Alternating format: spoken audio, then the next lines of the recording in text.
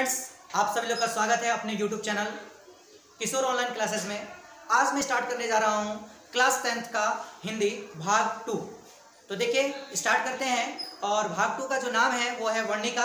आज तो उसमें हम लोग जानते हैं सबसे पहले कि लेखक और चैप्टर का नाम, उसके बाद फिर हम लोग देखेंगे बारी बारी चैप्टर्स कि कौन कौन से चैप्टर हैं और उनके लेखक तो हम पढ़ेंगे ही यहाँ पर। उसके बाद फिर चैप्टर के सारांश पढ़ेंगे और उसके बाद फिर आप लोग को उस पर क्वेश्चन कुछ बताएंगे हम। तो स्टार्ट करते हैं वीडियो। तो देखिए क्या है भाई वर्णिका। तो सबसे पहले बता दें कि ये सेकंड बुक है आप लोग के हिंदी का, ठीक है, बिहार बोर्ड का। और इससे आपको 10 मार्क्स के क्वेश्चन पूछे जाते हैं। कितने मार्क्स के?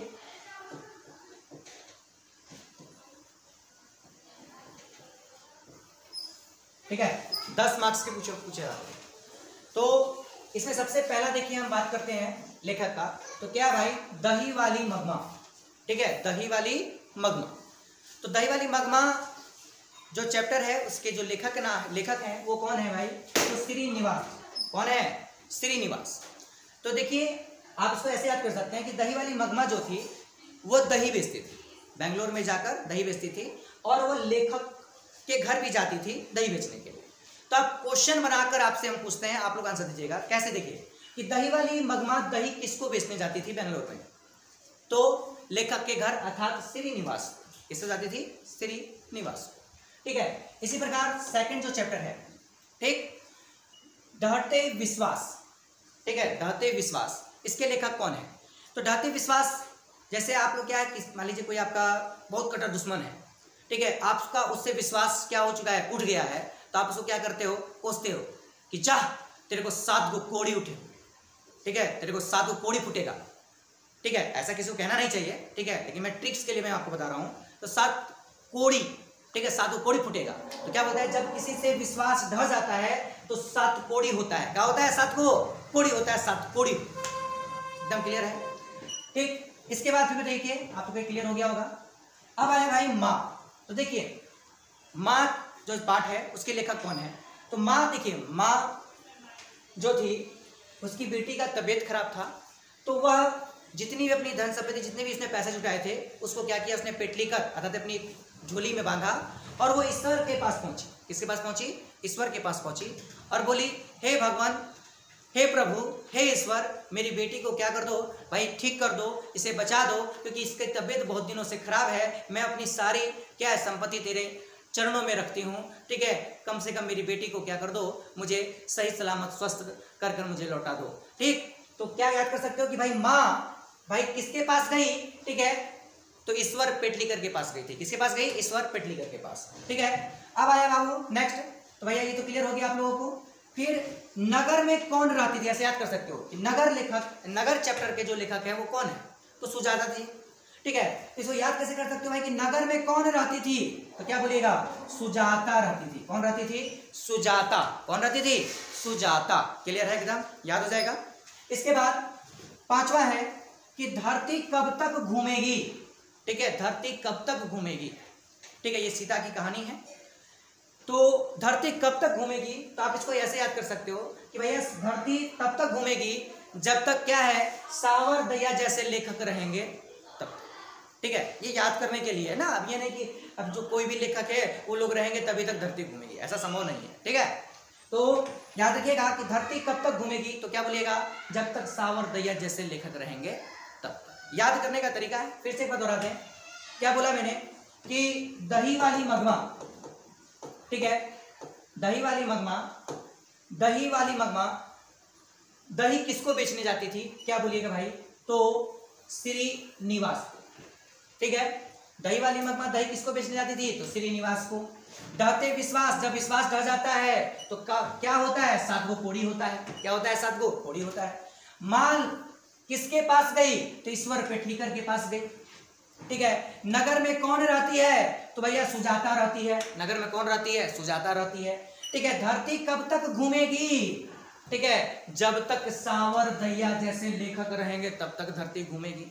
बताइए, चारों आपके 5 जो है पाठ है, पांचों पाठ के लेखक याद हो गया, ठीक है। क्या बोला मैंने आपको? फिर से ढहते क्या है, दही वाली मगमा श्रीनिवास, अर्थात दही वाली मगमा दही किसको बेचती थी, तो श्रीनिवास को बेचती थी। किसको बेचती थी, श्रीनिवास को बेचती थी।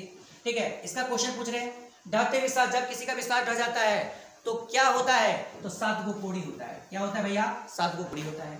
फिर माँ किसके पास गई थी पेटलीकर लेकर, ठीक है, अर्थात माँ किसके पास गई अपनी बच्ची को बचाने के लिए भैया, तो ईश्वर पेटलीकर के पास गई। क्या ले गई, ईश्वर पेटलीकर, याद रखिएगा। फिर नगर में कौन रहती है भैया, तो सुजाता रहती है। नगर में कौन रहती है, सुजाता रहती है। फिर उसके बाद 5वां, धरती कब तक घूमेगी, जब तक सावर दैया जैसे लेखक रहेंगे तब तक क्या करेगी, धरती घूमेगी। ये क्या है, आप लेखक याद करने के लिए ट्रिक का प्रयोग कर सकते हैं। कोई दिक्कत, तो आगे बढ़ते हैं हम लोग। ठीक है, देखते हैं इसमें कि भाई दही वाली मगमा चैप्टर का सारांश क्या है। मैं आपको सारांश पढ़ा दूंगा, ठीक है, पढ़ा देता हूँ। आप इससे आसानी से एकदम क्या कर सकते हैं, क्वेश्चन आंसर आप लोग बना सकते हैं। ठीक है, वैसे आपको विस्तृत अध्ययन करना हो तो हिंदी जो है उसके आप लोग क्या कीजिए, जब आप सोते जाते हैं, सोने के लिए जाते हैं, तो उस समय क्या कीजिए, उसका 1 पेज या 2 पेज आप उसको क्या कीजिए, पढ़िए। 2 या 3 दिन में क्या हो जाएगा, पूरा का पूरा कहानी आप लोग आराम से पढ़ लोगे। ठीक है, नहीं तो पूरा समय दीजिए, 1 से 2 घंटा समय दीजिए और आराम से उसको लाइन बाय लाइन क्या कीजिए, पढ़िए। एकदम आपका क्या हो जाएगा, ऑब्जेक्टिव, और उसमें आपके जो भी क्वेश्चन आंसर होंगे वो क्लियर हो जाएंगे। तो स्टार्ट करते हैं। देखिए क्या दिया गया है। ठीक है, मैं स्टार्ट कर रहा हूं।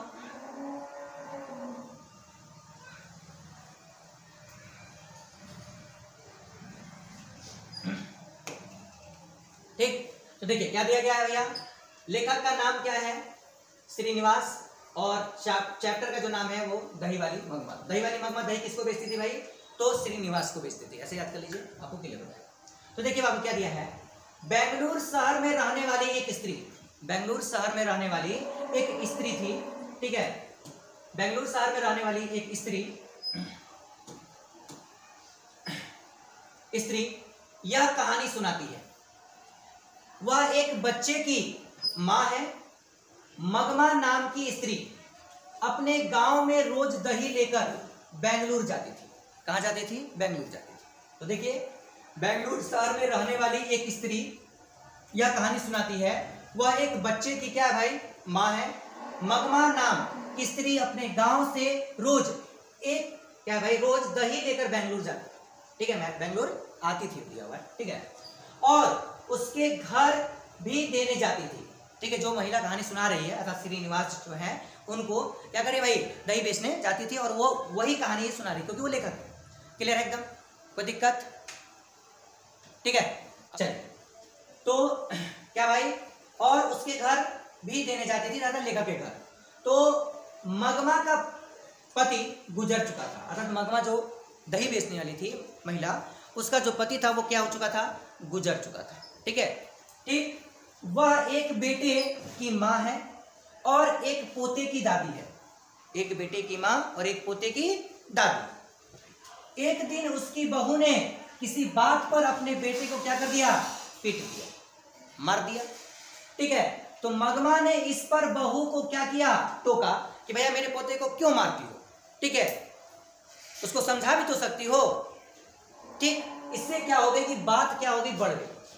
ठीक है, बात क्या हो गई, बढ़ गई, और इतनी बढ़ी कि बेटे और बहू और मगमा ने अपने खान पान जो थे वो अलग कर। ऐसा देखते हैं घर घर में ऐसी होती है, घटनाएं घट जाती हैं। ठीक है, ऐसा घटना घट गया। ठीक है, खाना जो था, खान पान वो अलग हो गया। ठीक है, अलग कर लिया। उसी गांव में एक, याद रखिएगा, रंगप्पा, उसी गांव में एक रंगप्पा की नजर, देखिए रंगप्पा नाम का क्या था, आदमी था, उसकी नजर जो थी मगमा के धन पर थी। किस पर थी, मगमा के धन पर थी, याद रखिएगा। ठीक है, तो वह बेटे बहू के खिलाफ मगमा के कान क्या करने लगा, वो भरने लगा। ठीक है, भरने लगा। उसने मगमा से कर्ज के तौर पर कुछ रुपए मांगे। ठीक है, उसने मगमा से क्या हुआ, कर्ज के तौर पर कुछ पैसे, क्योंकि वो जानता था कि मगमा के पास क्या है भैया, वो अकेले रहती है, उसके पास कुछ पैसे हैं, और उसके बहू और उसके बेटे के खिलाफ वो क्या करता, कान भर देता, और उससे क्या, उसने कुछ उधार पैसे मांगे। रंगप्पा गांव में बदनाम था। रंगप्पा जो था गांव में क्या था भाई, बदनाम था। ठीक है, बदनाम था। और मगमा उससे डरने लगी, पर घर में उसने यह बात न बताई, अर्थात उसने अपने बेटे को नहीं बताई कि भैया मुझे मगमा क्या है, रंगप्पा मुझे परेशान करता है। ठीक है, इस बीच उसका पोता उसी के साथ रहने के लिए क्या करने लगा, जिद करने लगा। ठीक है, तो अपने दादी के घर आया। ठीक है, दादी से बोलने लगा कि दादी मैं अपना क्या है, मम्मी के साथ नहीं रहूंगा, पापा के साथ नहीं रहूंगा, मैं तुम्हारे साथ ही रहूंगा। ठीक है, क्योंकि भैया सभी जो भी नाती पोते होते हैं, दादी भी बहुत ज़्यादा क्या है, लगाव से प्रेम करती हैं, और नाती पोते भी क्या होते हैं, जो होते हैं वो लोग भी क्या है, दादी को, नानी को, ठीक है, बहुत अच्छा मानते हैं, अर्थात लगाव रखते हैं उनसे। ठीक है, तो यही बात थी उसके साथ भी। पोता भी क्या करने लगा, दादी के साथ, दादी से जिद करने लगा, नहीं दादी मैं नहीं जाता। ठीक है, मम्मी मारती है, पापा मारते हैं। ठीक है, बड़ी तो आओ बचाओ, आओ मत जाइए करते ना, हमारी दादी लोग भी करती हैं, करती कि नहीं करती हैं इसे। ठीक है, तो हम हमारे सोना आइए, हमारे भी रहिए भैया। ठीक, वही बात क्या थी उसके साथ भी। ठीक है, पोता क्या होने लगा, जिद करने लगा, दादी मैं अपने घर अर्थात मम्मी के साथ, पापा के साथ नहीं रहूंगा, मुझे तो रहना है तो सिर्फ दादी के साथ रहना है, कि दादी ये मेरी प्यारी है। ठीक है, आगे देखिए क्या होता है फिर। ठीक है, वह माँ बाप के पास, ठीक है, जाने को तैयार नहीं था। मगमा इस बात से खुश थी कि बेटा नहीं तो पोता तो उसके पास है। ठीक है, पर वह उसकी समस्या दही बेचने जाने की थी। ठीक है भैया, ठीक है भाई, पोता मेरे पास रहेगा तो मैं पोते को लेकर बेंगलुरु शहर तो नहीं ना जाऊंगी भाई दही बेचने, मैं कैसे रहूंगी, मैं तो खुद बूढ़ी हूं। ठीक है, बहुत बड़ी समस्या हो गई। अब इसको लेकर बड़ी समस्या हो गई, तब क्या हुआ तो देखिए भाई,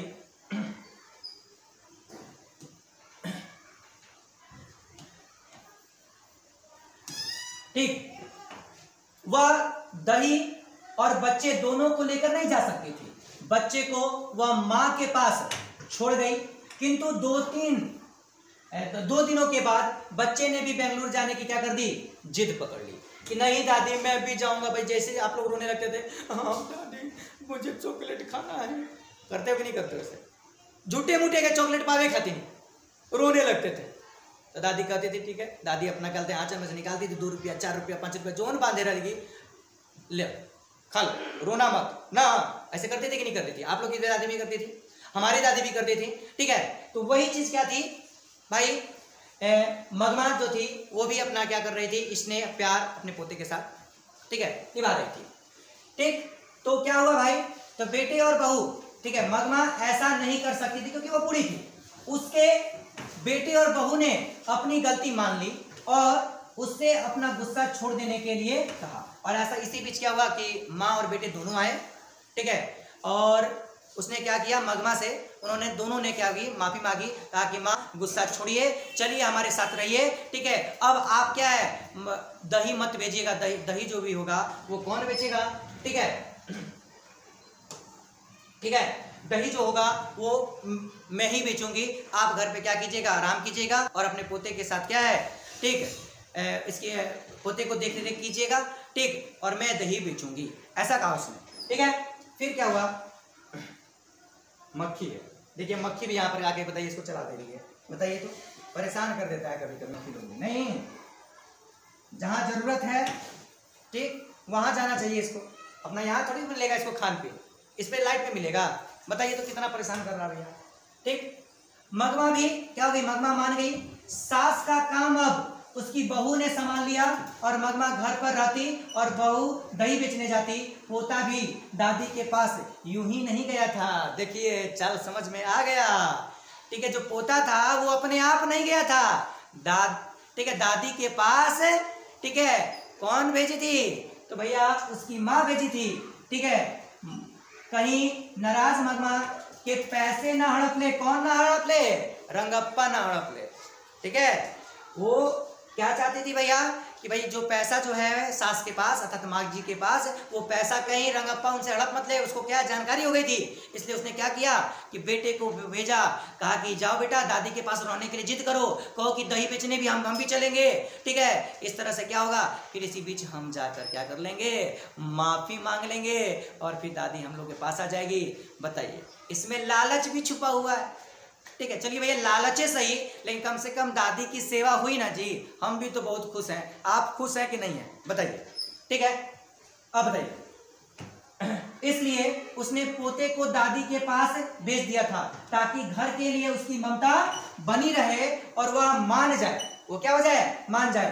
अंत में कहानीकारक बताता है कि माँ, बेटे और बहू की यह कहानी केवल मगमा के घर की नहीं बल्कि हर घर की कहानी है। ठीक है, ठीक, हर घर की कहानी है। आपने देखा होगा ऐसे घर में छोटी छोटी बातों में क्या हो जाता है, लड़ाई झगड़ा हो जाता है। सब लोग अपना क्या अपना अपना बर्तन लेके अलग अलग, अब हमारा खाना अलग बनेगा, तुम्हारा घर अलग बने, ठीक है, तुमसे मेरा मतलब नहीं है, ठीक होता है। और फिर उसके बाद फिर मिलाप हो जाता है। गांव में भी देखने को मिल जाते हैं, शहरों में भी मिलता है ऐसे देखने को। ठीक है, घर घर में, ठीक है, भाई भाई में लड़ाई हो जाता है। ठीक है, फिर आप उसमें देरानी जेठानी में लड़ाई हो जाता है। ठीक है, पतोह सास में लड़ाई हो जाता है। तो भाई किस घर में लड़ाई नहीं होता? ये सारी चीजें क्या है आप लोगों को देखने को मिली आसपास में। ठीक है, हो सकता है कि आपके अपने घर में भी देखने को मिला हो। तो ये घर घर की कहानी है। ठीक, इस प्रकार क्या हो गई भाई, मगमा मान गई। ठीक है, और यह इसमें पूछता है भैया बहू का नाम क्या था? तो नजमा नाम था, याद रखिएगा, नजमा। ठीक है, चलिए आगे देखिए क्या क्वेश्चन इससे पूछता है। ठीक है, पहला क्वेश्चन है क्या, मगमा अपनी बहू के साथ किस बात को लेकर विवाद किया था? ठीक है, मगमा का अपनी बहू के साथ किस बात को लेकर विवाद था? तो भाई पोते को मार दी थी, तो पोते को मार दी थी तो भाई दादी है, ममता रहबे करेगा, बोलबे करेंगी, तो इसमें क्या था? लेकिन भैया बात बिगड़ गई। अब बात बिगड़ गई तो बात यहां तक बिगड़ गई कि भैया क्या हुआ, सारा बर्तन, हड़िया बर्तन जो होता है ना, सब अलग अलग। तू अपना घर में खाना बनाओ, हम अपना घर में खाना बनाएंगे, यहां तक बात पहुंच गया। बताइए, ठीक है भाई, दादी यही है, बोलिए थी भाई, ठीक है। अब इसमें क्या था कि भैया वो मेरा बेटा है, मेरा हक रहेगा, हम इसको मारें या पीटें, पढ़ाएं या लिखाएं, ठीक है, इस पे सारी जिम्मेदारी मेरी है। ठीक है, आप चुप रहिए। इससे क्या हो गई, जो मगमा थी वो बिगड़ गई।